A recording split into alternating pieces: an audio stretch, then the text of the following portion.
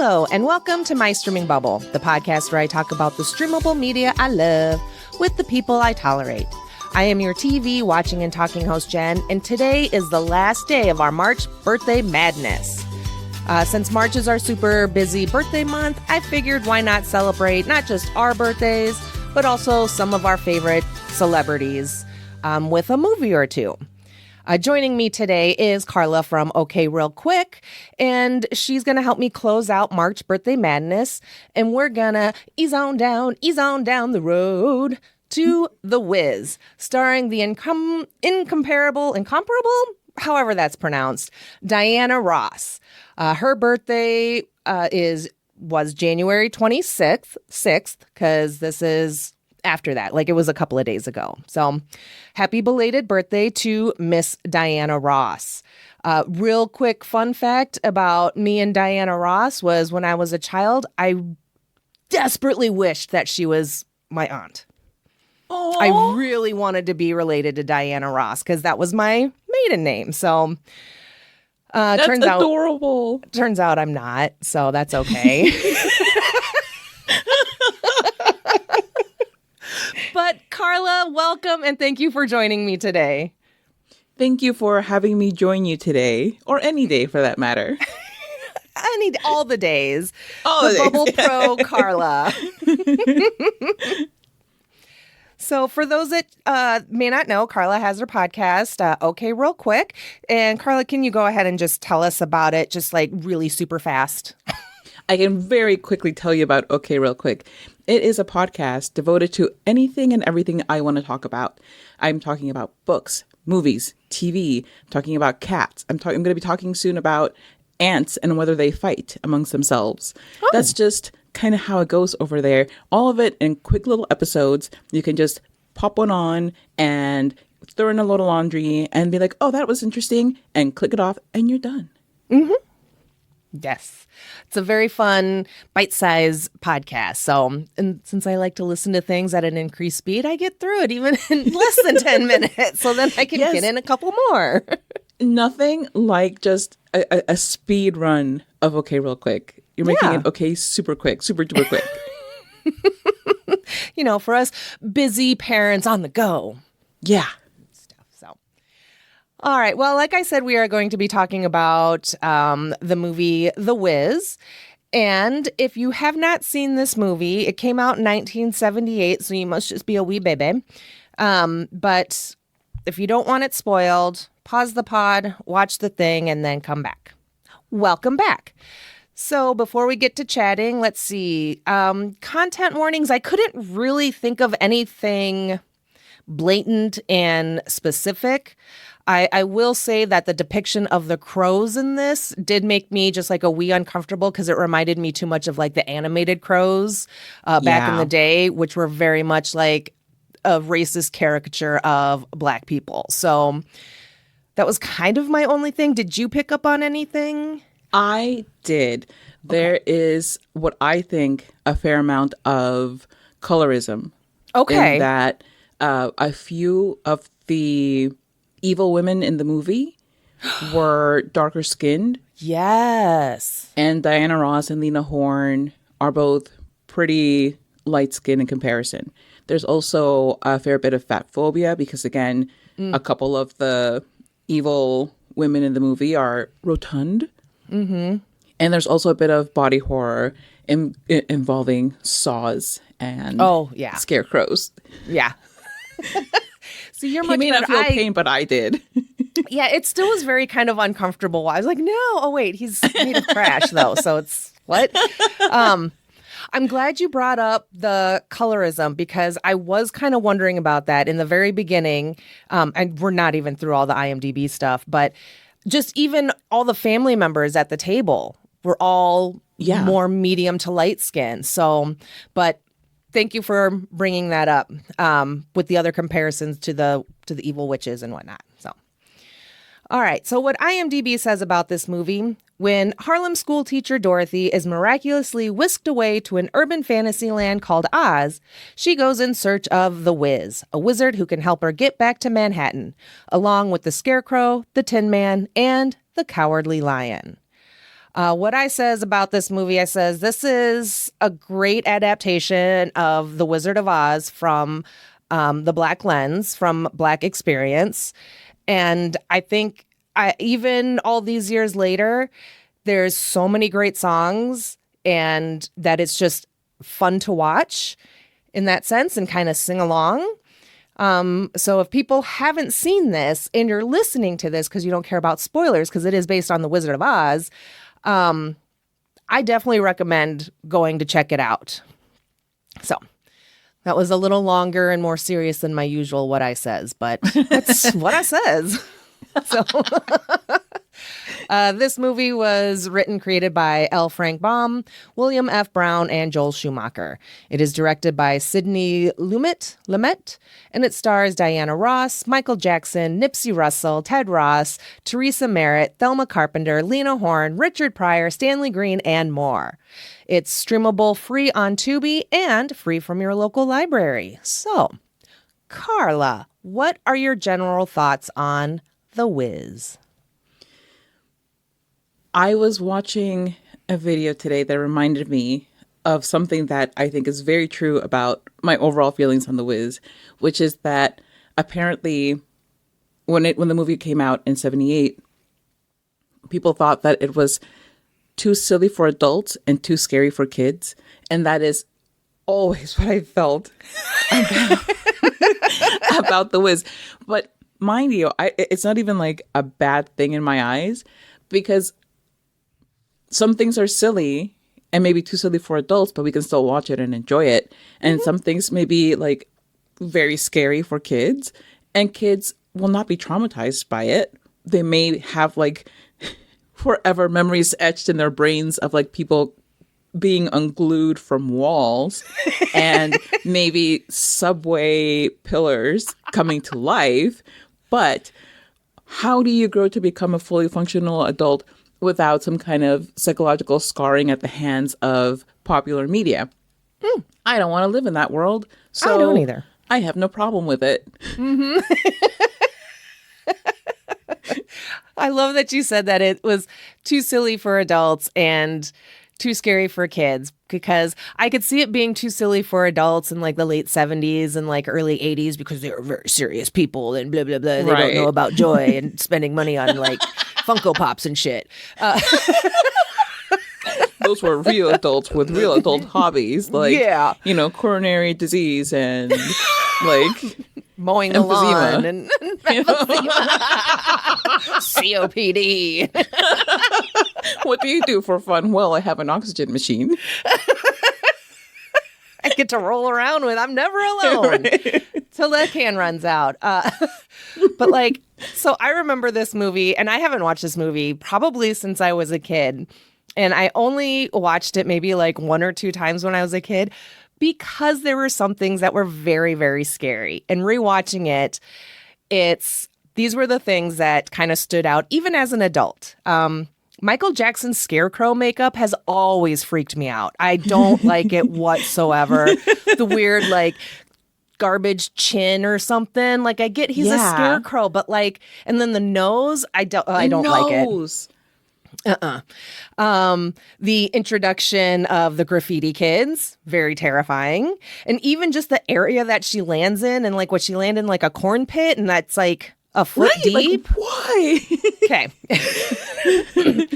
So, and then I'm thinking that I probably, given how old I was in 1978, not born yet, I probably watched this, later 80s, and along with The Return to Oz, starring Fairuza Balk, which is also quite terrifying. Yes. But was a kids' movie. So between the scary costumes there, some of the scary costumes here, I was like, I don't know about The Wiz and The Return to Oz, because it was scary. But and then like the Tin Man, this carny animatronic, was very kind of creepy. The crow's makeup and the prosthetics I did not like.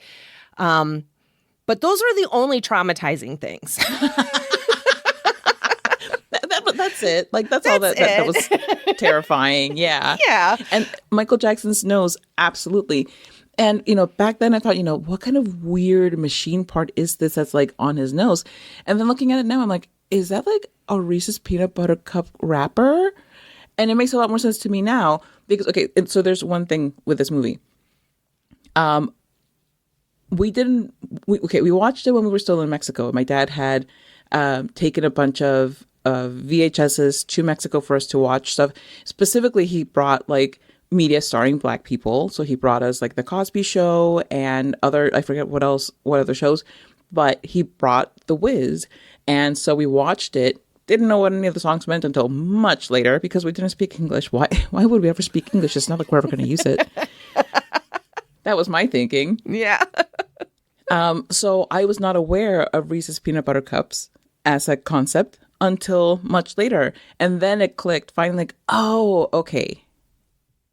Got it. It's a candy wrapper. It's not a piece of machinery. Mm-hmm. Yeah. I saw that in the IMDb trivia and I was like, oh, it sure as shit was. That's exactly what that was. That makes all the sense.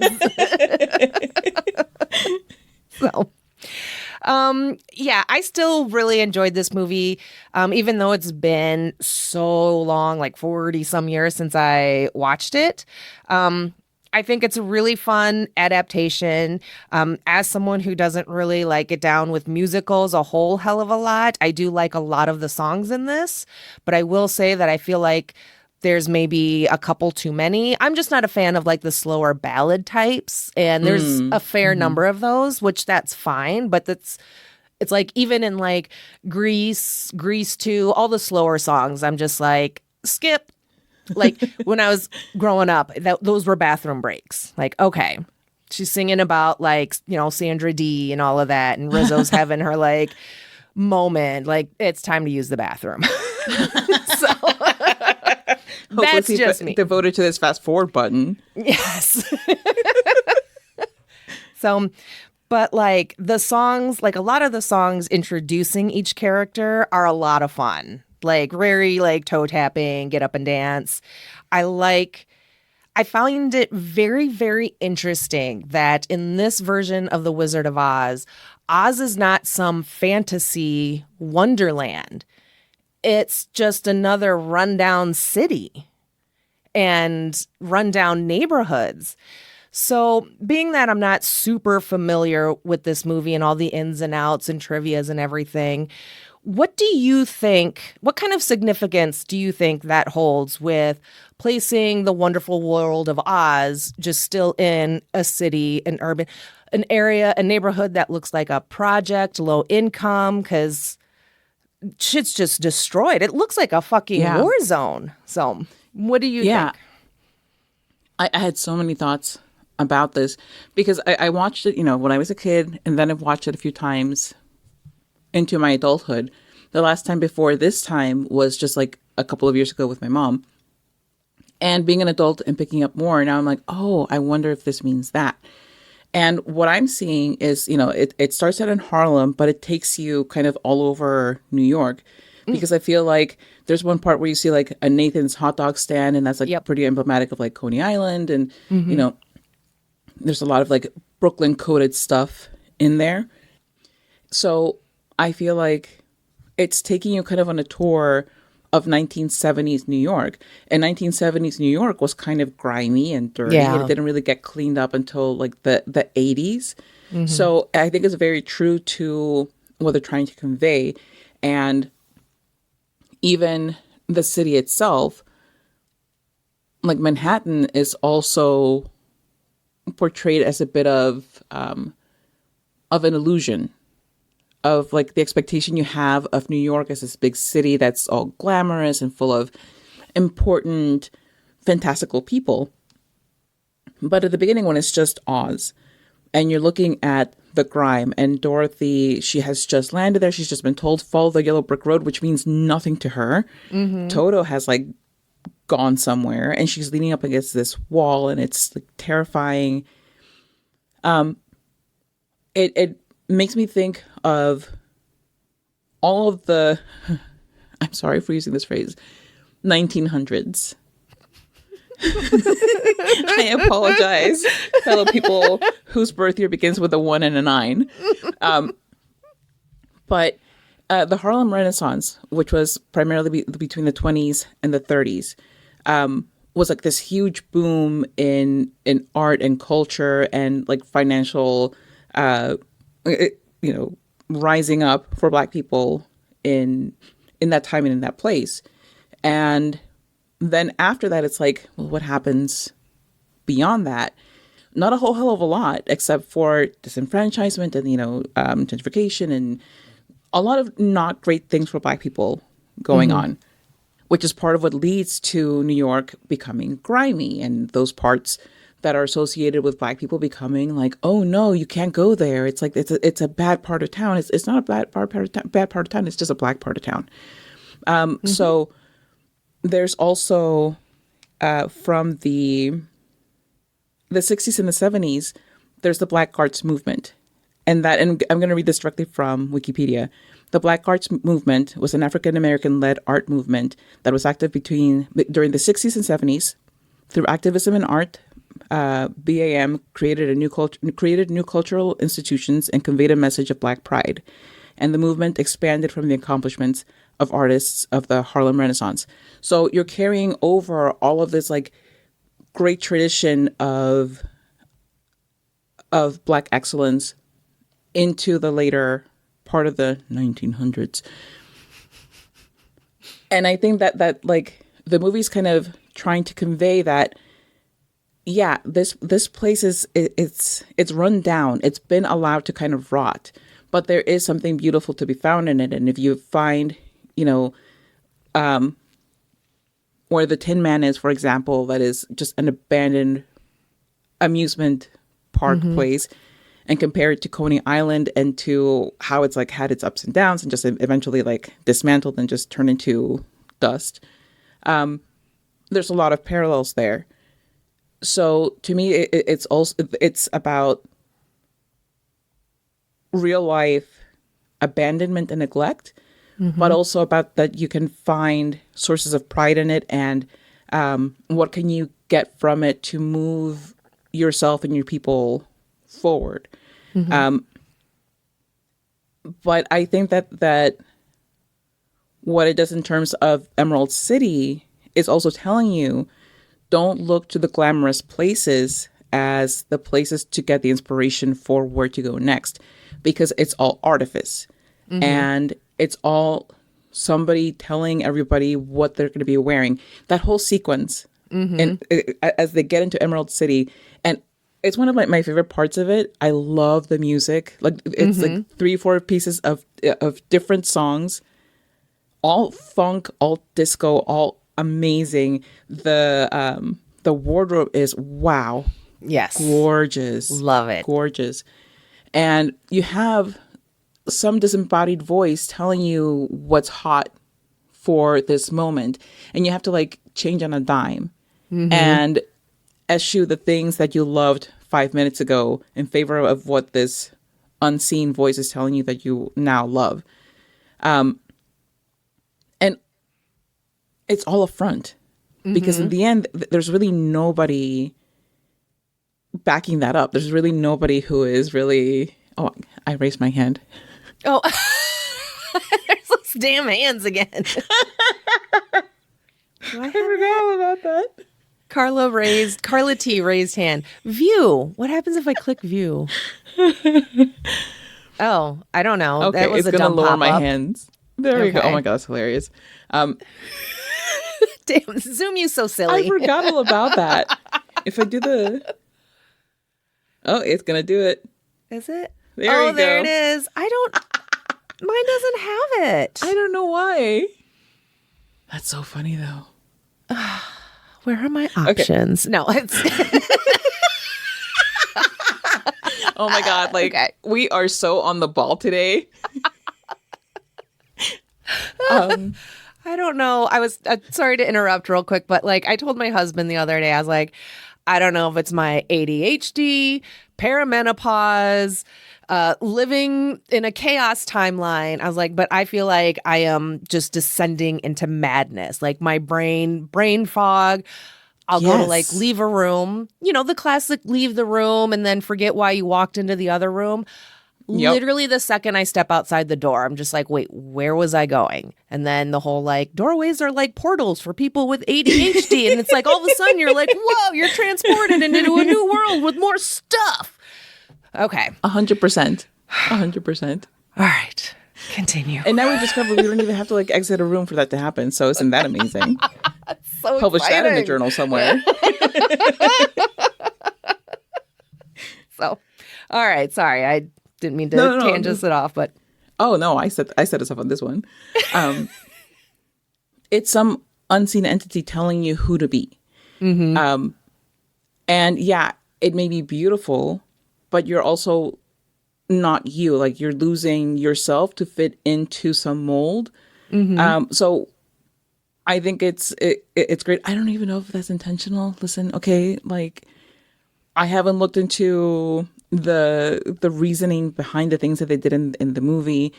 And the movie script is very different from like the stage show because it started off as a Broadway show. So there are things that were done differently in the movie. I don't know that any of this is true, but this is what I'm gleaming from it, is that New York, particularly Harlem and all of the very Black places, have been neglected and run down, but that's not indicative of the quality of the people who inhabit them. And that the grass isn't always greener in the Emerald City. right. Very well put. I would say I absolutely agree that it's like you were saying what that scene when they get to Oz means about, you know, this unseen voice being heard and telling you what to do and then just automatically doing it.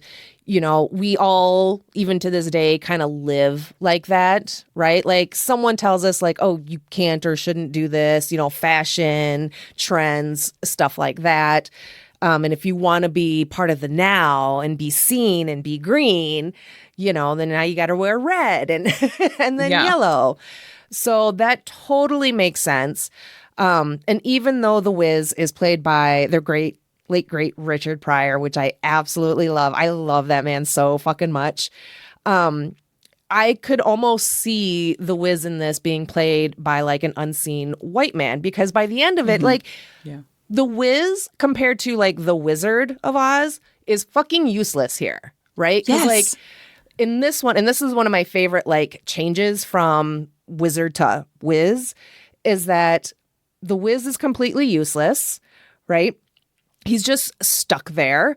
And it's Dorothy is the one that tells Scarecrow, Tin Man, and the Lion that it was all in you this whole time. So it's almost like The Wiz could have been played by like a white guy and to be revealed of like, yeah, this booming voice controlling Black communities, controlling Black neighborhoods. So I think that would have been very interesting to have gone that route.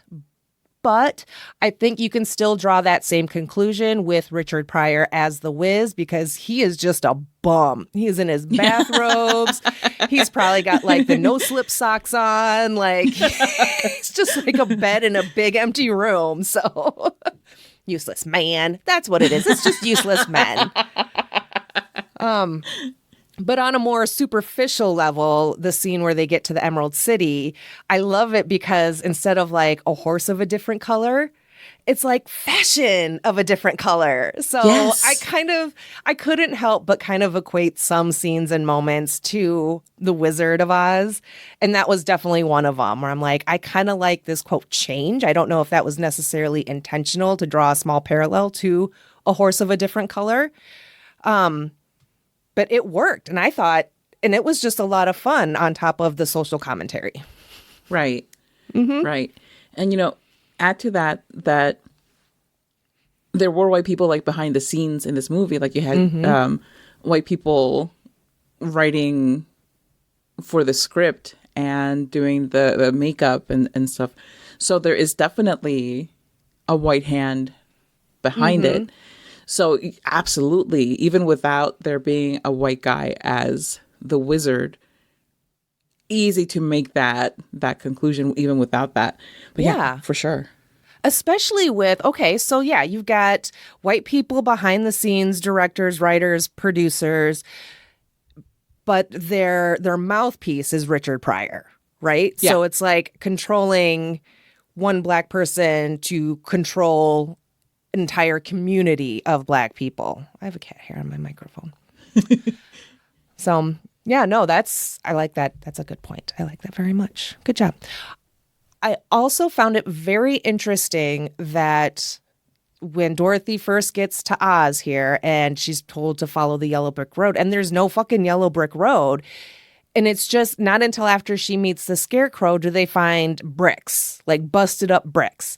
And the road doesn't actually form until they leave this like gated, rundown neighborhood. And then it's just this road literally paved in gold all the way to the big city. And I was like, well, that's not subtle. Right? That's pretty, and the thing too, pretty on the nose. Is that you have the crows telling the Scarecrow, you're nothing, you belong stuck in your little prison where you are. This is the only thing that you're qualified to do. And I feel like that's very similar to the world that we live in even today, where you have people who are speaking for white supremacy. And even if they themselves are not white or men or Christian or anything of those things that are supposedly the right things to be, they're still parroting those things to their communities and keeping their communities oppressed by telling them, why should you strive for anything better when this is what we deserve? This is where you belong. And by keeping the area blighted and making it so that it's hard for you to travel outside of your area, you lose hope and you lose the capacity to dream beyond those boundaries. And the boundary wasn't even that far. It's just that they couldn't see it because they were stuck in that system.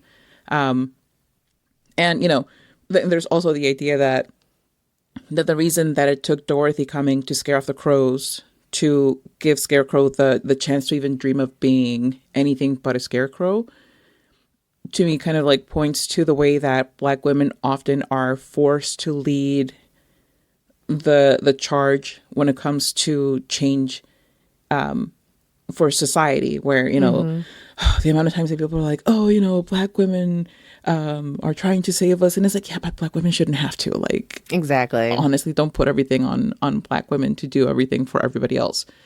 But yeah, like the crows, to me, it's a very uncomfortable depiction because it reminds me so much of the Jungle Book. Yes. Yeah. That's the one. Yep.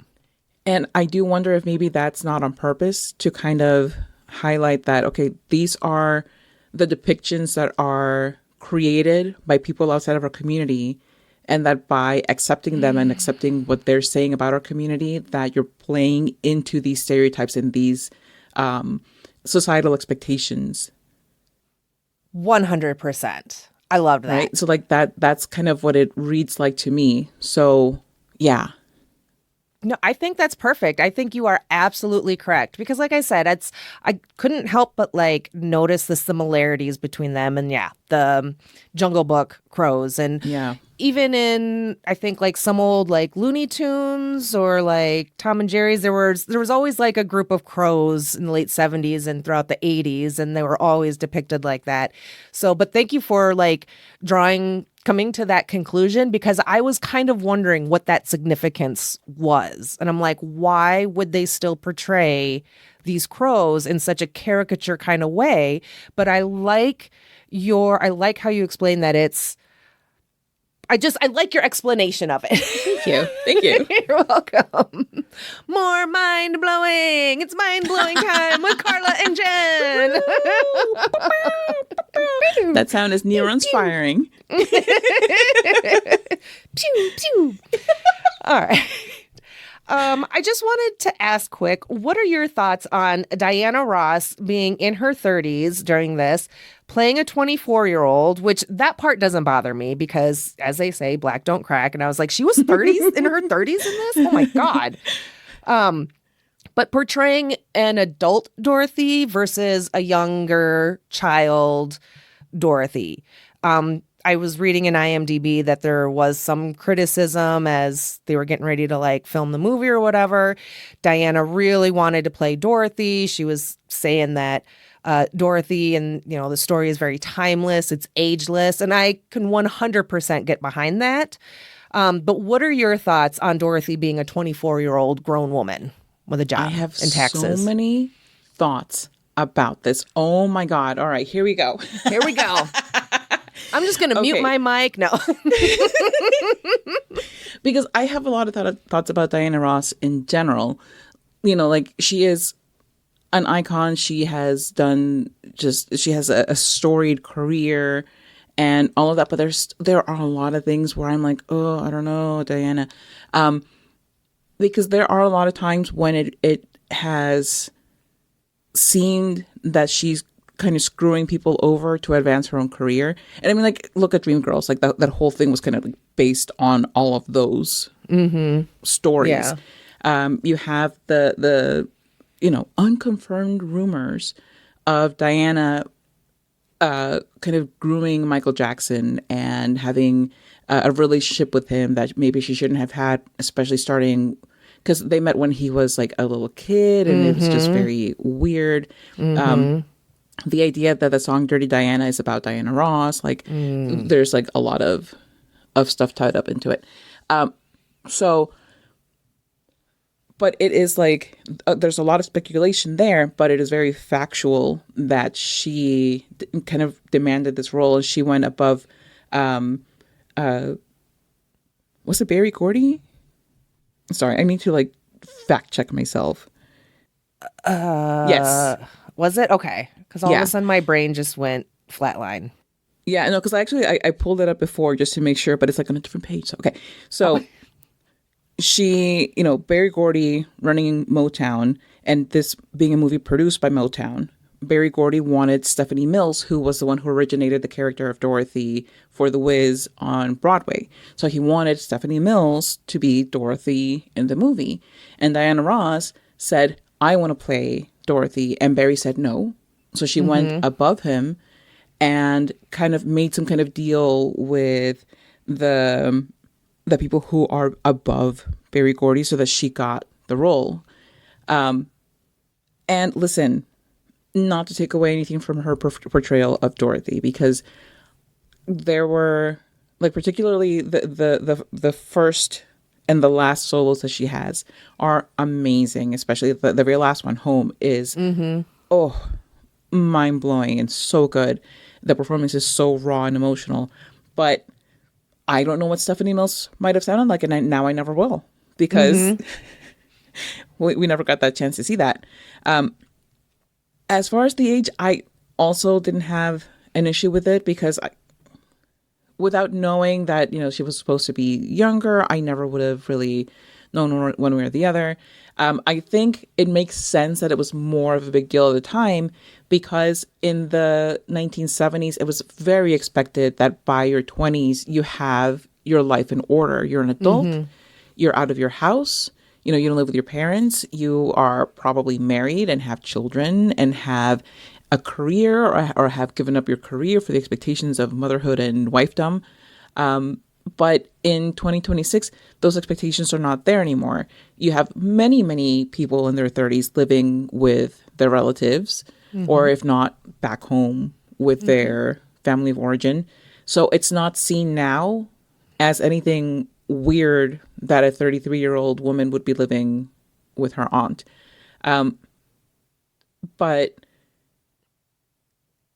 even with that, I just think it was kind of scummy the way that it all transpired. But, this is stuff that I learned about long after. Certainly when I was a kid, I was not paying attention to the politics of how she got cast for this role. And I just thought that it was a great movie with a fantastic soundtrack. I did the one thing that I have always thought, though, is that Diana Ross does not have much range as an actress. I don't think that she's a good actress. I think she's okay. She did the role and she didn't damage the movie sufficiently for me to not like it. And that's like as high a praise as I can give her. Like, unfortunately, okay, and listen, not to get the Beehive like against me either. But similar to Beyonce is also not a great actress. And that's okay. Yeah. Because she doesn't need to be a great actor because she's still Beyonce. Like, you know, like let's not try to force our feet into silver slippers that don't fit us. Like, why do that? Yeah. But yeah, like I think the acting was more of a detriment than her age. Yeah, I would kind of agree with that because when I was first watching, granted, I haven't seen like a lot of stuff with like Diana Ross in it, so I'm just like, did she get better at this? Because there were just times where I was like, but you know, also she's like on screen with Nipsey Russell as like this circus tin man guy or whatever. So he's very like animated and kind of all over the place. So definitely some stark contrasts there. I was not aware of all of the drama of her. Like, I know she championed for this role and and she was like, well, if you give me this role, I can guarantee Michael Jackson. And even reading that, I was just like, because I don't know a lot about those rumors. I just know what has been kind of brought up and alluded to in biopics of like many, many years ago. The Jackson 5, the made-for-TV movie one, I think. Yeah. So it was there's always kind of been a little bit of like, while watching this and then reading that, I was like, Yeah, exactly. Because like, what does that mean? I don't want to know. But I like the idea of Dorothy being an adult and not a child and still kind of staying within her bubble and being like, no, I'm fine. I'll stay at my job. I'll stay here. And Auntie M's like, you need to go and get the fuck out and go see some stuff. Which I absolutely loved that, right? Because like in The Wizard of Oz, like it's not even anything having to do with that. Dorothy, you know, Toto gets yoinked by the evil teacher witch or whatever. And she was running home. She's like, they took my dog. And Auntie M's like, get the fuck out of here. Grow up. And then she's like, well, somewhere over the rainbow, someone will be nice to me. Where this one, Dorothy had no desire to go over any fucking rainbow. Oh my gosh. But just so you know, every bit of that has been gold. Everything has been absolute gold. Please keep going. Thank you. That was amazing. But I just like this idea that even a 24-year-old adult grown woman still hasn't experienced much of life, hasn't gone beyond like, you know, she hasn't gone far beyond 125th Street. She's like, why? Why would I do that? Right. So far. But I think that just is kind of like a universal theme of you just go and experience life. Come back home afterwards if you want, if that's what you want.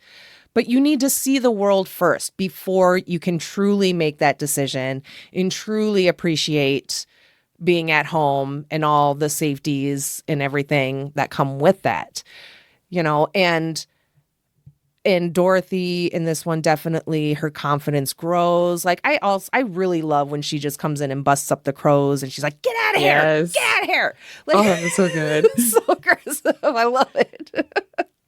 So I love the journey of this Dorothy. Maybe because she is an adult and that it's like, even in 2026, we don't have it figured out for our own damn self. Yeah. I'm 44 and I'm just kind of like, here we go. I guess we're just going to roll the dice, see what happens. Did I hurt myself sleeping last night? No, it's going to be a great day. So the daily game of, is there arthritis or did I just sleep funny? Exactly. So I don't mind that Dorothy wasn't a child. And actually, like, because in the Wizard, you know, she's got all her uncle's grown men friends around that are like close enough for her to like dream about and be like, and you were there, and you were there, and you were there. So we didn't get that moment at the end of this one, which that's fine because I think that would have been weird then as like a 24-year-old. But then it would have at least explained like having grown adult friends. Like, oh, Cousin Jerry, you were there, and Uncle Henry, you were there. You know what I mean? Like, versus whoever these three fucking randos are that just come around and all super friendly with Dorothy. Like, gentlemen, this is a child. Yes. What are you doing? Go away. Yeah. Good God. So there is a lot of songs in this. When I looked it up, including the score and reprisals of like Ease on Down the Road, 26 tracks. When I looked up The Wizard of Oz, one thing said it has like 10 to 15 main songs, but including score and everything, 24 tracks. But for some, and maybe it's because some of the songs are longer in this one, but there were times where I'm like, it feels like a bit much. Mm-hmm. What did you think of the soundtrack, and do you have a favorite song? I think because it's an adaptation from a Broadway show, I think that it makes sense to have this many songs. And listen, this is just full disclosure, as somebody who is very into 1970s stage to screen adaptations, like my other favorites are Hair and Jesus Christ Superstar. And Jesus Christ Superstar, it's like a double CD of all of the songs. So I'm very used to something that has like this. So to me, it was like not off-putting because I'm just used to it. Also, I'm also not unused to having songs that I'm like, this doesn't need to be in this. Like, I don't know why this exists, but it's there. We didn't need to have 3 different versions of Ease on Down the Road. I love Ease on Down. I don't need to hear it for every single character that we encounter. Like, okay, we got it. We got it. Please, let's move on from the concept and do something else now. But there are so many that are just fantastic that if we end up with a couple of crappy ones, I'm like, small price to pay. Like with Jesus Christ Superstar, whenever I set up a playlist of Jesus Christ Superstar, I always cut out Could We Start Again Please, because it sucks. I'm sorry, it outright sucks. It's not a good song. It's, musically completely different from the rest of the music in. So I'm just squeezing in because I don't know when else I'll have an opportunity to talk about Jesus Christ Superstar. So please just give me a second to get this off my chest. It's been on my chest for like 82 years. I just need the world to know how much I hate Could You Start Again Please. For some reason, it reminds me of John Lennon's Imagine, a song that I also hate. So it's just like slapping me in the face with how cheesy and forced it feels. It is fake as hell and has no place in Jesus Christ Superstar. Anyway, so love it. There are no songs on the Wiz soundtrack about which I feel as strongly, but absolutely. Some of it could have been pared down. Some of it could have been outright excised. We didn't, again, need 3 different encores of Ease on Down the Road. I think Be a Lion, and a lot of people love that song, but I think it could have been shorter. I don't know. To me, it's just like, we got it. Yeah, ferocious, but also small. We get it. Yeah. There are like 14 different versions of like, let's go see the wizard. Okay. How did the first time though? Like, I don't know why we need to bring this up again. Like, yes, the wizard. Okay. Can you get us there? Can the Caps please stop leaving us behind? It's so, which by the way, sorry to jump like back through time on this, but the cabs, as they're approaching them, the cabs changing from like, oh no, sorry, we can't take you anywhere. It's such a Black experience of like trying to hail a cab and the cab being like, oh, not you. No. So to me, it was like, again, not the kind of thing that strikes me when I'm like 5 and watching this, but certainly like when I'm older and watching this being like, oh, all right, well, that makes so much more sense now. Anyway. But the song that I love the most, that there was like a 10-year gap at one point in my life during which I did not watch The Wiz, but that I frequently thought about this song, is What Would I Do If I Could Feel? That song is so beautiful and so sad. I'm an angst monster. So, when I'm reading fic, I always read the sad fics. I like sad songs. I have like song lists for stuff to cry to.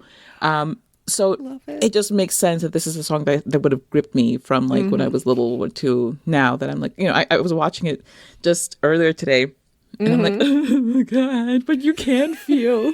You do have a heart, can't you see? Love it. Aww. So yeah, like that's my favorite. But even though Slide Some Oil to me is a great song and it makes a lot of sense for where we are in the movie, I think it's one of the best songs. You could have really done without it. What we're talking about, like, could have cut some things. I love it so much. We didn't need it. Yeah. In a stage production, sure. When you have an intermission. In a movie production, not so much. And like this is where the criticism that Wicked gets for having split it up into two movies, I think it's both valid, but also kind of misses the fact that a stage production can't necessarily be cut down to size for film if you want to include all of the songs that make it popular. But yeah, if you do want to retain audience attention for a movie, you have to make some sacrifices. I would agree. I say this as somebody who has never made a film, by the way. Right. So, my expertise. But we know so much. Like, how many different movies and TV shows and episodes have we written? Yeah. Like, a lot. A lot. In our heads mostly, but a lot. And Jen, between the two of us, we have been on over like 150,000 episodes of podcasts talking about TV shows and movies and stuff. So I think we're kind of qualified. Very much. We definitely have just a shitload of credibility. So that's a little joke like my husband and I have, little side tangent, because like, yes, I still watch Ghost Adventures, but like when he changed the introduction to the show many, many years ago, it goes at he talks about like, we're, the Ghost Adventures, blah, blah, blah. And then he randomly out of nowhere mentions how he has all this credibility. And we're just like, people that have credibility don't need to say they have. I've always found it to be the weirdest, funniest, fucking losery shit I've ever heard. Yes. So my husband, that's the big joke is, who has credibility, who's credible, all of that. So that's just what that reminded me of right there. Sorry. I love it. I love it. From the University of Trust Me, Bro. Yes. Exactly. Oh, shit. Oh, all right. It's kind of hard for me to pick a favorite song. Like, Ease On Down the Road is probably maybe the more well-known, the catchiest. Because it plays 14 times throughout the movie. And it's got like a good beat, just down, ease on down. So I feel like that's kind of like a safety answer, but I do. So as much as I don't like the slower ballads, I do really have a soft spot for Be a Lion, because my opinion is that song only exists to show off her pipes, because she can hit some notes during that song that she doesn't really hit truly until like Home, till the very last song. She's really kind of belting it out. So that's why I like that song. But I agree that it's not really necessary. But it is just kind of sweet because I like Ted Ross as the lion. And I guess he was the lion in the Broadway version. And this lion is dramatic as fuck. And I love him so much. I'm watching it and I'm just like, dude, Lion is such a fucking theater kid. Like, oh my God. Yes. Thank you for saying that, because 100%. Such a theater kid. And I love him so much for it. Just like the perfect amount of hamminess. Like, you just know, like, he wrote his own plays and made his like neighbors perform it with him for all their parents. Oh yes. 100%. So, but I do really like, the Wicked Witch of the West, the Evelyn's song, Don't Bring Me Bad News. Yes. It's such a fun song. It's honestly like I feel like it should be played for like middle managers everywhere. Every time that you get an email, like every time I get an email, I want to hear that song first, like just as my compensation. 100%. Kids come home like, Mom, I got something happened at school. Hold on. Pull it up. Tell me no bad news. So, yeah, I don't know. I couldn't help it. I was singing that song the other day because, like, I watched it again today. I watched it the other day. So, having just random songs stuck in my head. But that one was one that was bopping around in there for a day or a day and a half. But that's all right. And like I said, I think every character intro song is amazing. So, Scarecrow, Tin Man, and Lion. All of their intro songs are fantastic, and I love them so much. Let's see. What do you think about the Wicked Witch, or just the witches in this movie? So, because, we get like 3 of them, 3/4. Three. One of them was on vacation, couldn't get her, couldn't book her, unfortunately. She had other things to do. No, I think that, like I said, we don't see the Eva Mean. Yes. So the first one we don't see. We just see like her little feet, and then like the shoes, and then there's like, oh no, Dorothy landed on her and now she's dead. Yay. So we don't really see her, but we see her sister, or whatever. I don't know if they called her sister in this, but yes, canonically in the okay. So we see Eveline, and first of all, the pipes just so good, so good. And I also thought it was interesting that her song was more like New Orleans style jazz, than more of what was at that point current pop, funk, disco.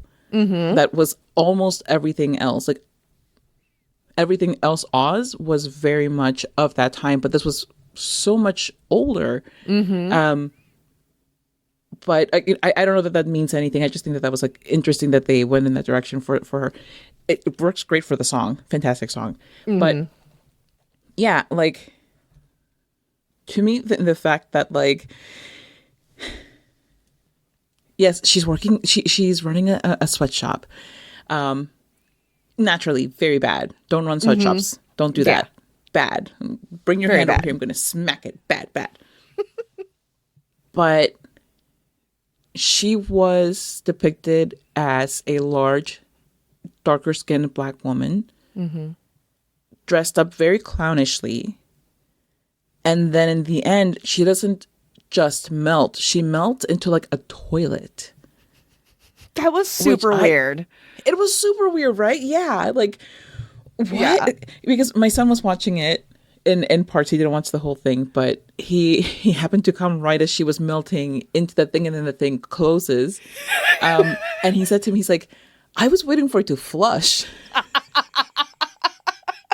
And honestly, same, because like, wait, so it's a toilet? I don't understand what we're doing with this. And then also, Tin Man's fourth wife, Teeny, who for some reason sat on him, and he apparently did that frequently, and he just happened to get stuck in that position. And then we don't know if Teeny was ever like animated, because the way that she is constructed doesn't lead me to believe that any of her parts could move. So maybe he was just projecting onto an inanimate object, and he did this to himself, is what I'm trying to say. Maybe he put himself in this position, and this is just like men blaming women for stuff, even if it's not an actual woman, and just like a chunk of iron that he found on the road, and decided it's a woman because it's oppressing me, and I'm a poor man who is just trying to get by. But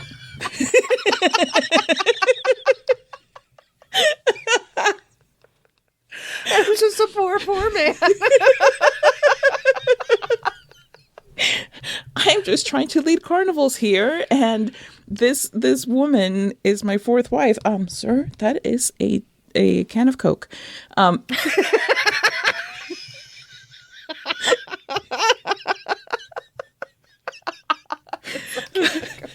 Oh my God. I love it. But, another large Black woman, and like the characterization on her too, with like that like, I don't know if it's like a bonnet or it's supposed to be hair. Either way, it looks like a bonnet. And it again, very clownish, very like those representations of Black women as overbearing, like literally overbearing, like bearing her entire weight on him. And what for? Like, what was the point of that? And the heroine of this movie, Dorothy, is like this waif-like, lighter skinned Black woman who is meek and soft spoken. And yes, she finds her voice and she finds her courage and all of this, but it's still a much more soft version of that than Eveline or what we know about Teenie. You also have Glinda, played by Lena Horne, also light skin, also small, also kind of dainty. And she has like this outsized voice, but it's still also more delicate. In comparison to the kind of like raspy, booming voice of Eveline. So I just, it's kind of, it's very hurtful. It's very hurtful to see that. And I think that in a lot of ways, those depictions have improved. They're certainly not universally better, but I think that, like I'm thinking about Sinner specifically, of Wumi Musaku being a very large Black woman, very dark skinned Black woman, who is the heroine of her story. And how long a ways we've come in those 22 years, because, things in the 70s only happened yesterday. Yes, true. Amazing that how time has not flown. I know. 90s were still 10 years ago. So, I mean, right? The math doesn't math, but it maths. But it maths, yes. If you follow into the vortex of where you're just young babies. Yeah. It totally tracks.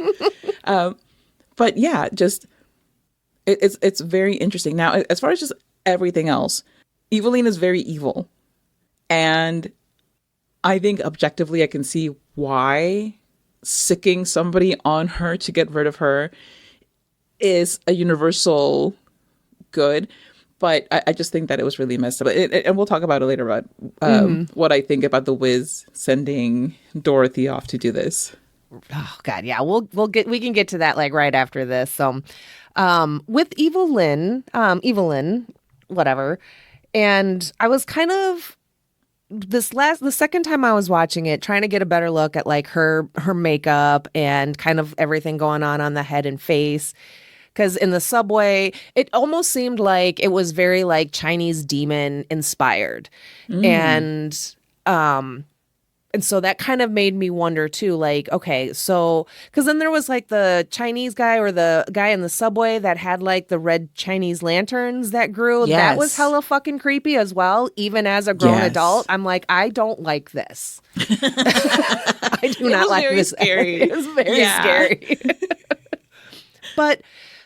But then, yeah, so we have just tiny glimpses, like these two tiny glimpses of Asian Chinese culture, what I'm assuming is Chinese culture, my bad if I'm incorrect, but this was 78, so it was pretty much either Chinese or Japanese and sometimes Korean. Those were the top three for many, many years, with Chinese and Japanese trading places of top one or two.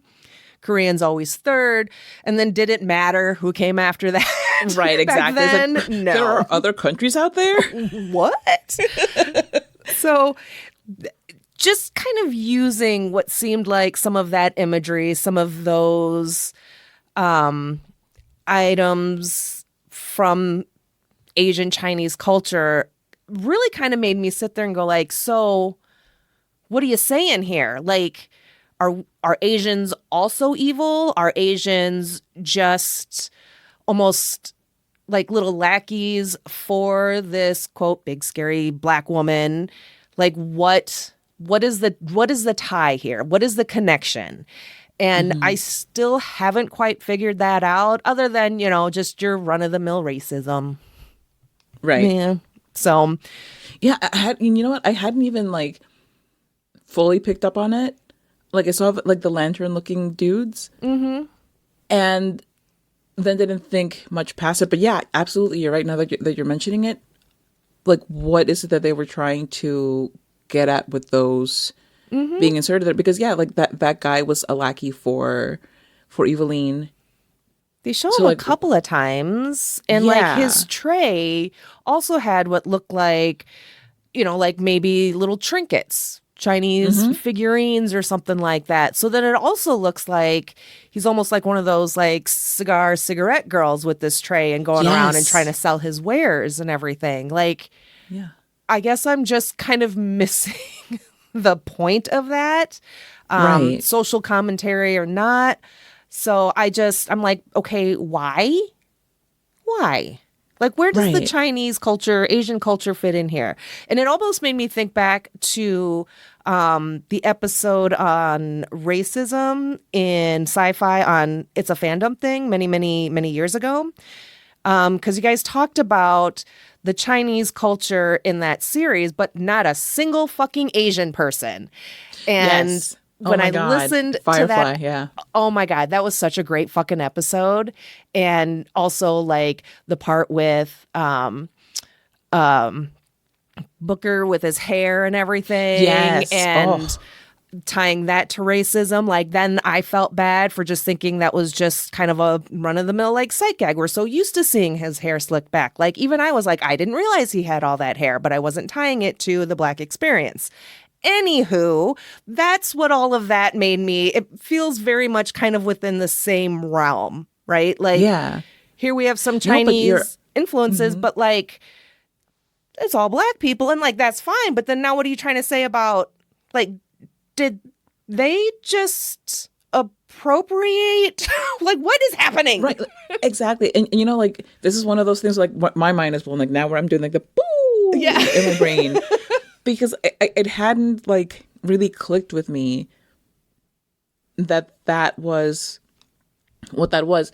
And part of the reason I think is because like like the Chinatown in New York being so kind of like iconic neighborhood in New York. So to me it didn't ring anything other than stuff that you might see in New York. But yeah, like why specifically those representations with the evil guy?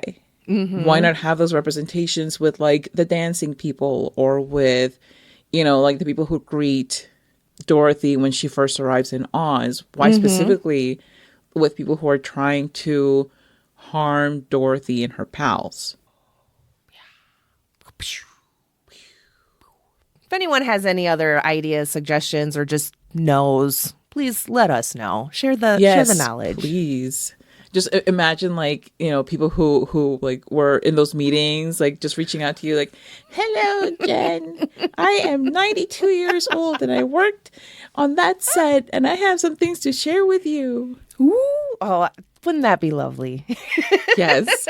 Somebody please reach out to Jen and Please. give her all the details because I would like to know too. Yes. It's a burning question we have. So, Yes. all right. So, yeah, the Wiz sending Dorothy off to kill Evelyn with the assumption that they weren't going to make it. I'm guessing. So, you had thoughts. And go.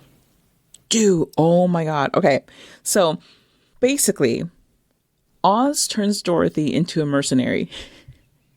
Okay, he's using her in her desperation to go home to force her to take out his enemy, Eveline. And all of this so that he can what? Like what is the point? Because is she interfering with his power?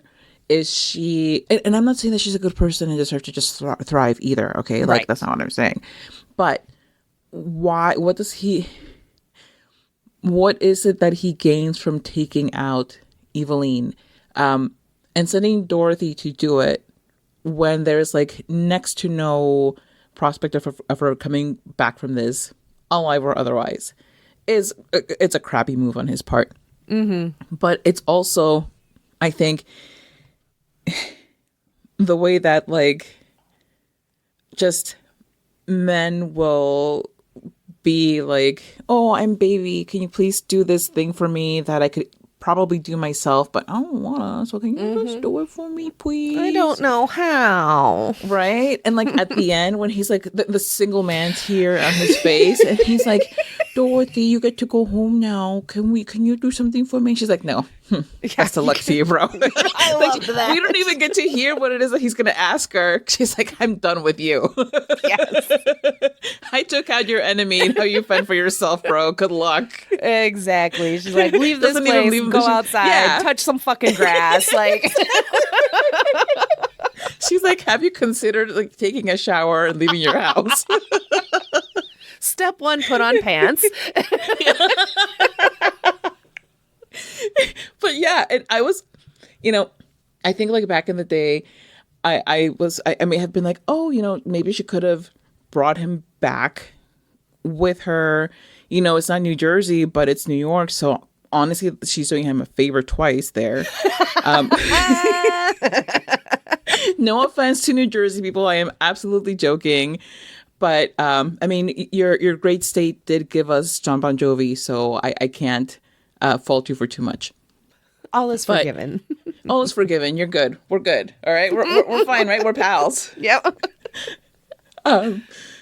But yeah, it did seem kind of mean to me. But like looking back on it over the last whatever many years that I've rewatched it, I'm like, yeah, no, he does not deserve to be helped after he basically threw her to the wolves and was like, you probably won't come back. I'm probably done with you. Now she can't out me to this community that I am oppressing by making them dance for me and change their clothes. And oh, by the way, I didn't know this until today, but that scene of Emerald City and all the dancing and everything was filmed between the Twin Towers. Oh. And they filmed it at night because that's when they could get the space. Sure. And the availability to do it. And like that's where it was filmed. And I did not know that until today. I did not know that until just now. Oh, fun Amazing fact. stuff. Right? That's the best way to remember. That's the best way to never forget. Is watch The Wiz. Exactly. Exactly. But yeah, like it's just so messed up that he sends a complete stranger who was there hoping to be helped by him. He knows he can't help her. He doesn't tell her, hey, listen, I cannot help you. Let's figure this out together or anything. He's just like, so there's this lady that I really don't like. I'm very scared of her. She's very scary. Yeah. She's probably going to kill you. Do you want to go talk to her and see if maybe she'll stop? No, just, go kill her. Choo-choo. Go do it. Just, take care of my shit for me. I'm just going to go back to my cot. Yeah. It's a fucking cot. It's not even a bed. The great and powerful Oz sleeps on a cot in like this little like room that's all metal. He doesn't have like a rug or anything like that. Nothing. Like he doesn't have like a little mini fridge. Nothing. Exactly. He has nothing but like a little cot. A cot and a robe and some slippers. Bro, is this the life you wanted to lead when you like were on your little balloon? But anyway, yeah, just again, people putting stuff on Black women like, hey, the world is going evil. Can you please fix it? And not looking at how Black women are the ones being most harmed by all manners of evil. So it's just like, it just feels very par for the course. Yeah. Very exhausting. Yeah. Yeah. Because it's like, even in The Wizard of Oz, it's like the same thing. Like what? He's like, oh, well, we can just fly back in my balloon, but oh, you didn't get in time or whatever. Your dog. I love that Toto is still kind of a shit in this one. Right. and in the original. So I'm like, nice. I'm down with no changes to Toto being a little shithead. He's always fucking running off and goddamn dogs. Leash train Causing your the dog. most mayhem.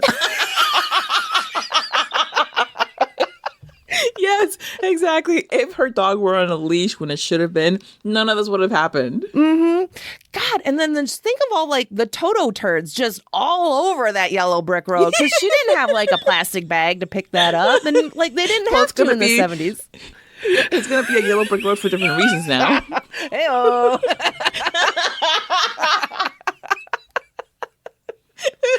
Oh. But yeah, like still useless. Yes. Both the men were still useless, more or less. Completely. Yeah.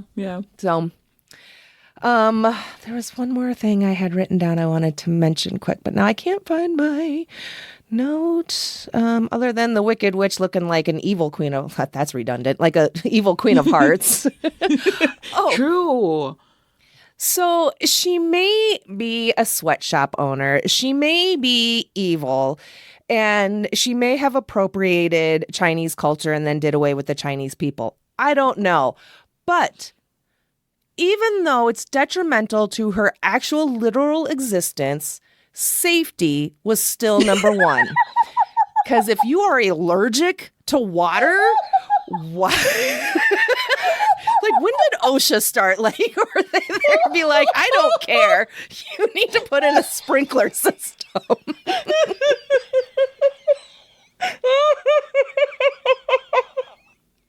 I couldn't help it. I laughed so fucking hard when they pointed to the pole in case of fire. I was like, no, that is not how this. Yep. That's exactly how this all went down. Oh my God. And her like throne of double meanings was like right under a sprinkler. What? Oh my God, Jen. Oh my God, that's amazing. Yes. Absolutely.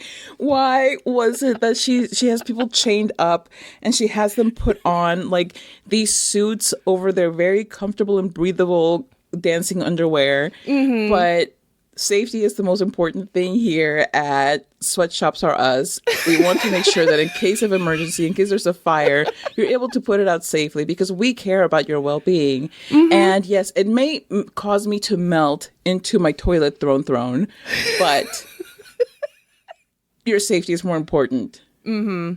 Yes. She didn't even have an umbrella. Like there wasn't even like a lackey with an umbrella next to her. Yes, there should have been. Like, right? Yeah. Umbrella. I was allergic to water and like I didn't have like fire extinguishers and my method of containment was a sprinkler system overhead. I would absolutely have a lackey with me 24/7 holding an umbrella as a just in case. Exactly. 100%. Umbrella or giant palm leaf because those are just kind of fun. That's true. Yes. That's true. Like no sense of self-preservation with her, I guess. Yeah. No, I get she just all right. She just but thought kudos sweatshops. To her. Like I think OSHA would give her an A. Yes, absolutely. Because it went off quickly and the pressure seemed to be satisfactory. Yes. It put the fire out. It's just, that was a great A water sprinkler system. You know, because you have to like calibrate them and make sure that they're running. Mm-hmm. You know, like the city of New York does not. You know, I don't know about in the 70s, but I think that they take that stuff kind of seriously. So, you know it. Amazing. I couldn't help it. I'm just sorry. So, like I said, I couldn't help but compare a lot of stuff from this movie to the original 39 version. A couple of other noted things that I noted. So, I love that in this one, the poppy fields is a red light district. Oh my God. They just had like cocaine blown on them. I don't know if it was cocaine or LSD because it's like it's the 70s, so like could be any number of things, but they're just walking by. They go, yeah, and suddenly they're like, "Whoo, hey!" Well, it couldn't have been cocaine because cocaine does not make you sleepy. That's a good point. So it still had to be some sort of opium-driven powdered heroin. Heroin? Oh my gosh. So, but yeah, it's like they're walking through like what's it called? Studio 54 or whatever it's called. Yeah. Yep. Just poof, a face full of heroin. And I mean, I can't imagine that that's how things happen, because I'm sure that like, they're not just giving it out for free like that in those quantities. Mm-mm. So, they just got really lucky. Yeah.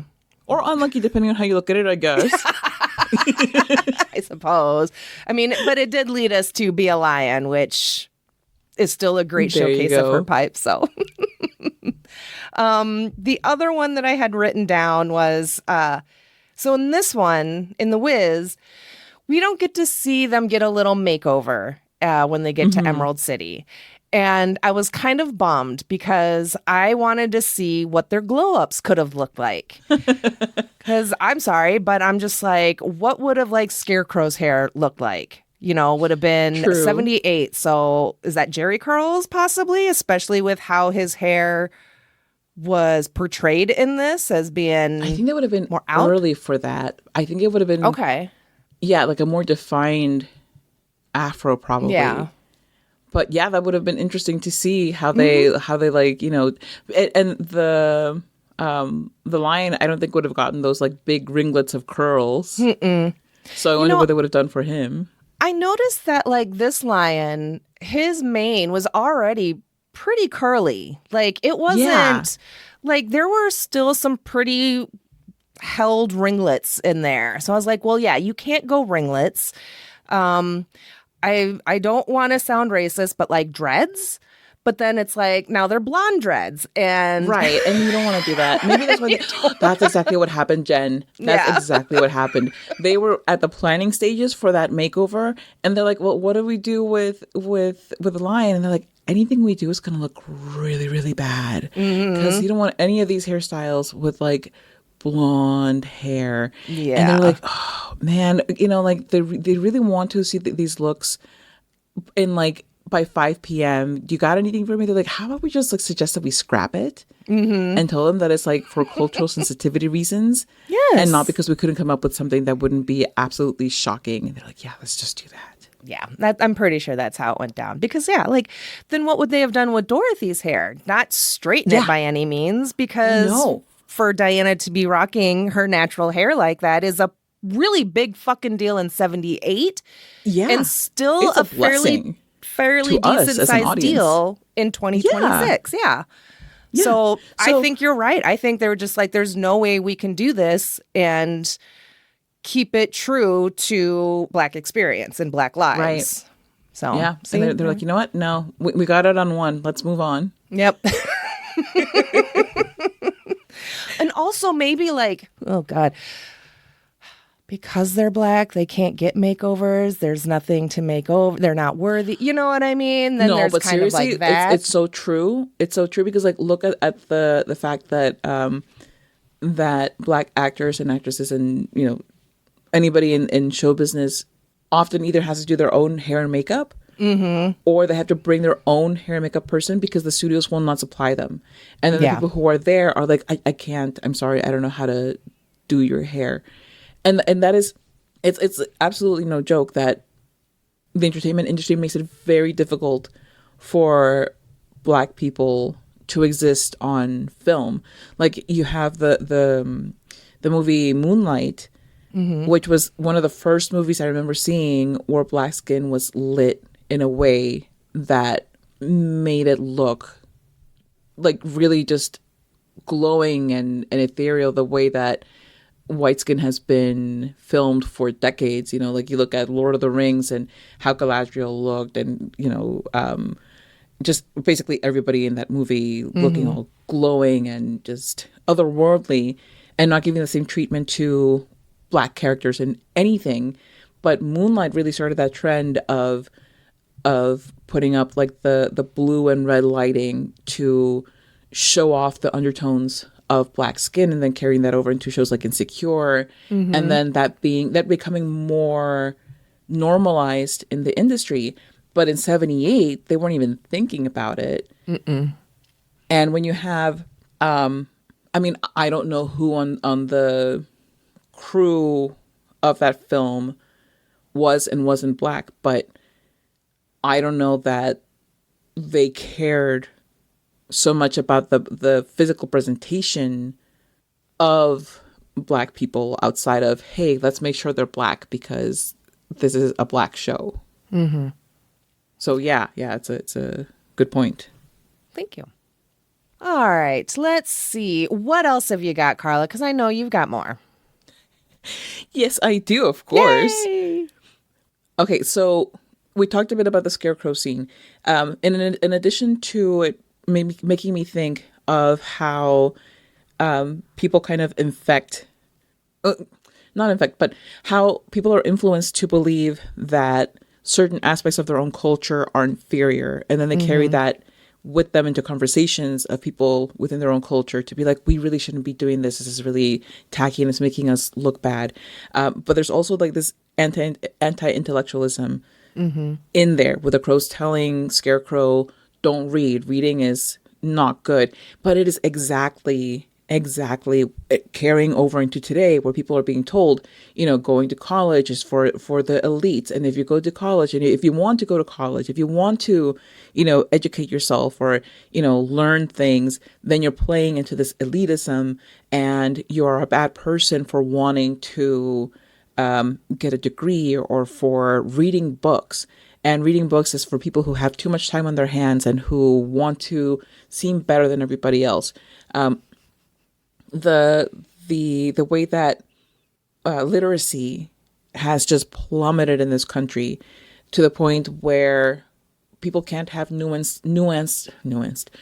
discussions about anything because everything is taken at face value or read into in ways that are clearly not, I don't know, like the right reading of things. Right. Yeah. To just put kind it of warping what is there to be like, just like they're just kind of like half-assing interpretations. Like, oh, well. Exactly. And there's no critical thinking. All of the critical thinking comes from something that you saw some influencer say, and you're carrying that into your thoughts without critically thinking about their supposed critical thinking. So I think that it's very interesting that was in there because it's true through today and what we're seeing with how people just don't know how to read. I'm not even talking about the mechanics of reading because, yeah, that's also a problem. People are not being taught to read and are not seeking out opportunities to learn to read. But they're not being taught how to parse what they're reading, how to look at context and history and, the underlying meaning of things. And it's terrifying that was kind of presaged in this movie from 1978, and it's gotten so much worse. It's not gotten better. The other thing is that when Dorothy gets called up to see the Wiz, and all of the dancers around her, some of them are like, I've been waiting to see him for 2 years, and now she gets to go to see him. But at the same time, like, they're envious, but they're also immediately sycophantic. Immediately, they're like, oh, Dorothy, you look so great. Oh, can you give me some tips? Oh, like whatever. And it's just also very true that you see somebody succeed and there's this envy and there's this kind of wanting to hop on that train by flattering them and be like, oh, you're amazing. Can we be best friends now? Which, again, influencers and online personalities, it's also having so much access to so many people is good in that, you're expanding your horizons, you're learning about other cultures and all of those great things that are available through social media being so global. But then the bad sides to it are those parasocial things and that thing of something being aspirational, but not in a way where you're striving to be better, but in a way where you're striving to gain a shortcut to success and not learning to do the work and not learning to better yourself to do it. And then also wanting to take somebody down for being what you think is better. Excellent point. Thank you. You're welcome. And then the last one is that the song at the dinner with like the whole family always makes me like teary. And I'm always like, oh my God. The movie just started and I'm already crying. Right? And like she's holding like her, I don't know if it's her daughter, niece, whatever, to her chest, and like, like, oh, family and love and connectedness, and it's so beautiful. And then Dorothy just nopes out. I'm like, Yeah. like, Dorothy, shut up, sit down and enjoy your family being warm and loving. Appreciate what you have. Right? Like, oh my God. Can't believe you just got up and went to the fridge in the middle of that. Just grab a cake. Like, what? How dare you bring dessert? She just served the ham. Yeah. She just served the ham. Nobody's ready for cake, okay?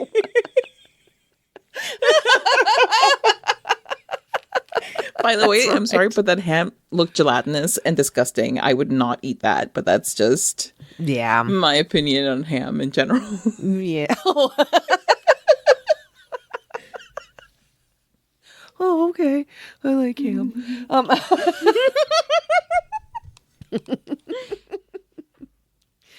Well, let's see. I think the only thing. Oh, the only other. So the last two things that I have is. So in that subway scene and the pillars come to life and the trash cans, the paintings were also very terrifying with the clowns or whatever. Like, fucking why? But I couldn't help but giggle because the trash cans came for the scarecrow because he's made out of trash. And when I thought that, you know whose voice said it? Mr. Johnson from Abbott Elementary.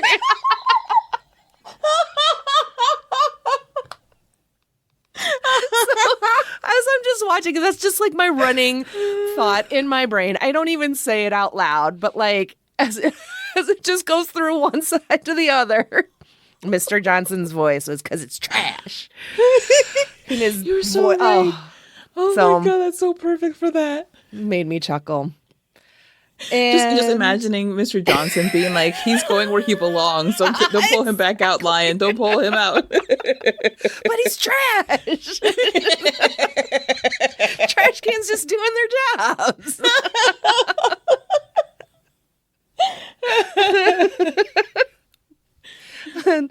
And the last thing that I have is the director for this movie, Sidney Lumet, Lumet, was Lena Horne's son-in-law at the time. No kidding. Mm-hmm. Wow. So I was like, oh, that's how you got the job. Because I guess he wasn't the first director that they had in mind or something. So, right. Yeah. Oh my God. All right. So that was pretty much Stray Bubbles, unless you got anything else. No, believe it or not, I actually said all the things. Yay! So we'll go ahead and move on to the Midwest goodbye. And this is the beginning of the end. We've done the whelp knee slap, and now we're going to stand at the door while husband rushes to get Carla a to-go plate. And we're just going to stand here for another unnecessarily long amount of time saying our goodbyes. Blah, blah, blah. Anyway, first up is The 6 Degrees of Nicolas Cage. And that's where we connect this movie to Nicolas Cage in 6 Steps or Less. Why? Why the fuck not? So, Carla, how did you do? Well, I went with Nipsey Russell because I think not enough people talk about Nipsey Russell in this movie and how fantastic he was. And so Nipsey Russell was in Wildcats with Emmett Walsh, a person I have absolutely heard of before in my life, who was in Brew Baker with Nicolas Cage. Very good. So I love that. I have 2. One of them is also Nipsey Russell. And yes, he was in Wildcats, but Swoozie Kurtz was also in Wildcats. Whoa. And she was in Bubble Boy with Danny Trejo, who was in Con Air. Oh my gosh. First of all people I know, things I've watched. Yay! Except for Wildcats, but that's okay. Yeah, that's all right. And then, of course, I had to go with Miss Diana Ross because it is her birthday episode. She was in Double Platinum with Ed Lover, who was in the movie Juice with Omar Epps, who was in Higher Learning with Lawrence Fishburne, who was in Rumblefish with Nicolas Cage. And that was one of Nicolas's first on-screen roles. He wasn't like the star of it or anything, but yeah, he was in that. I think it's in black and white. I watched it forever ago when we did our Nicolas Cage episode, but that's more of a Matt Dillon movie. But I think that one was also directed by his uncle, Francis Ford Coppola, trying to give him a shot and going by Cage. Wow. Oh my Yay. gosh. Yay. All right. And up next is what's been streaming in your bubble. So, Carla, what else have you been watching or reading? What you been up to? Oh my gosh. Okay, so I read the book Kindred by Octavia E. Butler, and it completely just blew me away. And I had a lot of thoughts. So I recorded an episode on those thoughts. And I think it's like, not to be like immodest, but I think it's the best episode I've done so far of my podcast. I also, okay, so I followed up with the book Martyr, which is, oh my God, it is so good. It's the fact that I got to read back to back absolute bangers was like just completely fortuitous, and I am so glad that I read that. I didn't know if I wanted to read it or not, but I'm glad that I did. It's a kind of a heavy book, but the writing is phenomenal. The storytelling, the world building, beautiful.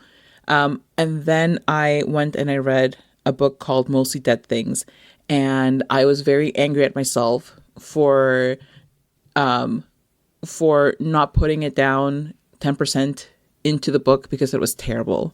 Oh, it is one of the worst books I have ever read. So back-to-back bangers followed by that one. So public service announcement, maybe skip that one. Read the other two. noted. Very good. Let's see. So we did a family movie night last night, and we all watched The Thunderbolts, Marvel. And that was just a lot of fun. And I just really enjoyed it. I will say David Harbour's Russian accent just kind of coming and going as it pleases. Kind of like takes you out a little bit, but Sebastian Stan as Bucky was, he's still there, and he's just like, yeah. Click that arm back in place and whip it around good. Let's go. Oh my gosh. But I really, that was a lot of fun. And then my oldest and I were talking about which one we liked better, the more recent Fantastic Four with Pedro Pascal or this one. And as much as I enjoyed Fantastic Four and also thought that was a lot of fun, I thought this one was more fun. This one was so good. This one was so much fun. And Lewis Pullman was fantastic. Yes. I didn't even mind that he's a Nepo baby. Yeah, exactly. I thought he was, as soon as he's like, yeah, my name's Bob. The whole family was just like, Bob, Dad. They just loved it way too much. And they're like, oh, new favorite character unlocked. It's Bob. Just Bob. Just Bob. Also, I was doing a Schitt's Creek rewatch because after Catherine O'Hara had passed away, I was like, well, now I think is a good time to rewatch Schitt's Creek. And when I started rewatching, I was like, this might be a really bad idea. I don't know if I can make it, because every time she was on screen, she was brilliant because, of course. And then you're reminded that she's dead. And then I was like, well, that fucking sucks. Yeah. But I'm almost done. I've got the series finale left, and that one always makes me ugly cry. So I'm just kind of like putting it off until I'm like in the right headspace to do that. It makes me ugly cry and laugh hysterically at the same time. And that was all Catherine O'Hara as she it's up there. It's just so great. So I've ended up enjoying that one. I did skip the one where the internet thought Moira was dead, because when I first heard about that's hard. Catherine's passing, I was like, is this a Schitt's Creek gag or something? Like, this can't be real. Like, that was the first thing I thought of. And it just makes me sad. For sure. And then I finished the audiobook Bird Box recently. I have not seen the movie. I will watch the movie, and I'll probably do a little mini-sode comparing the two.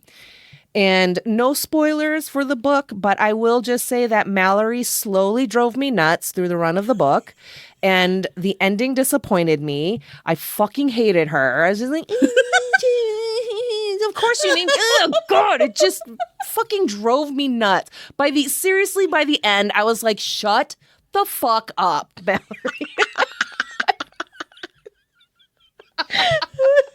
She didn't start that way though. I was like, yeah, okay, yeah. But it was just this, I don't know. Whatever. Oh I'd my have thrown her God. out to the monsters. But I'm kind of tempted to read it just for the experience. But also maybe not, because I've already read a terrible book this year. I mean, they turned it into a movie, so you figure I don't know what the standards are to turn a book into a movie. But I'm like, all right, but it got turned into a movie. It's got Sandy B, which I'm really hoping that she portrays Mallory in a way where I don't fucking hate her. I don't know if that's possible, because I think, of course, with the movie, they're going to play up love interests and shit like that. And I'm just not sure if I'm down with that, but whatever. But yeah, because I think a lot of people liked the book. I don't know if I'm in the minority. I feel like I am. But I fuck Mallory. And Josh Millerman has another book called Mallory, about Mallory, I think pre-Bird Box. No. And now I'm like, was she better before that? I am morbidly curious, but that feeling of, yeah, you read a bad book and you're just like, I want my time back. Right. Yeah. I don't Exactly. I'm so mad. Listen, you know what? Like when I have a hard time writing like book reviews on Storygraph, just because, like, you know, usually I'm like, oh, I really liked it. Like, what else am I going to say? Like, I really love this book. If I'm going to say something more, I'm probably going to say it on my podcast. Like, yeah. But this one, like, I actually like typed out stuff. I was like, book bad because stuff. It makes more sense like when you read the actual review that I wrote, but my brain right now is just like, no. Yeah. So I was quite disappointed in that book, but Incidents Around the House is so fucking good. So that is my Josh Millerman's recommendation. That's so fucking good. All right. So that's it. We're at the end now. So Carla and I are done yapping at your ear holes. Not quite, because Carla's going to tell us about where y'all can find her socials and everything for her podcast. Take it away, Carla. All right, thank you, Jen. You're welcome. I am going to tell you that you can find OK Real Quick Pod wherever you found this podcast. You can also look for our social media. We're not everywhere, but we are somewhere. Where are we?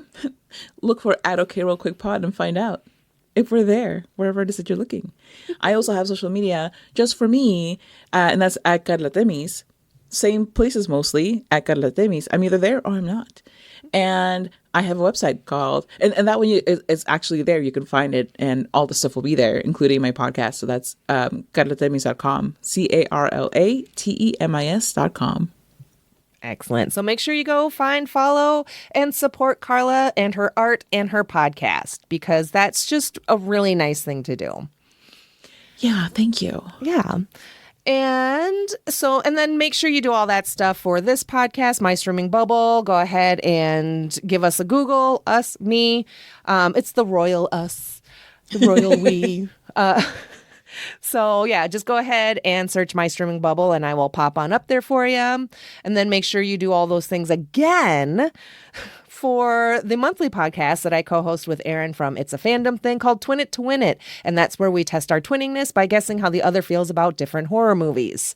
So again, just search and you can find us on a handful of socials like Facebook, Instagram, Threads, and Blue Sky. So all right, that is going to do it for us today and for March Birthday Madness. Thank you so much, Carla, for joining me today. This has been such a great, fun conversation. I was very much looking forward to this, so thank you so much. Me too. Thank you. Of course. And thank you to everyone for listening. And until next time, keep streaming. Goodbye. Bye. If you're enjoying this podcast, be sure to let me know by rating and reviewing on a podcast player near you, and by sharing your favorite episodes with your friends, family, and mail carrier. Then be sure to follow me on all your favorite socials like Facebook, Instagram, Threads, and Blue Sky. Just search My Streaming Bubble and I should pop on up there for ya. If you have suggestions on what I should stream in my bubble next, or you want to be tolerated, send an email to mystreamingbubble@gmail.com. Looking for merch? Stop by my Redbubble store where you can find and buy My Streaming Bubble stickers, hats, shirts, and more. You can also head over to buymeacoffee.com and, well, buy me a coffee. Need more Podcast Me in your life? Then be sure to check out my other podcast, Twin It to Win It. That's a monthly podcast that I co-host with my podcast brain twin, Erin from It's a Fandom Thing, where we test our twinningness by trying to guess if we both feel the same way about different horror movies. You can find and follow us on Facebook, Instagram, Threads, and Blue Sky. And most importantly, you can listen, rate, review, and share from most podcast players. Thank you for your support and keep streaming. Goodbye.